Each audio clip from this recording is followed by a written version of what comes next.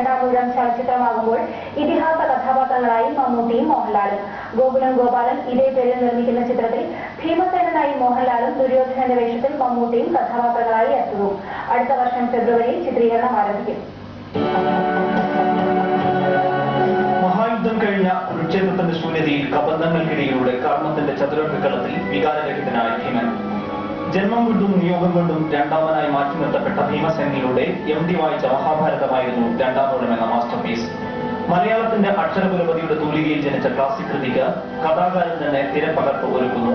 വർഷങ്ങളുടെ ഇടവേളയിൽ MDയുടെ രചനയിൽ മോഹൻലാലും മമ്മൂട്ടിയും ഒരേ സ്ക്രീനിൽ കഥാപാത്രങ്ങളാകുമെന്നറിയുന്നു.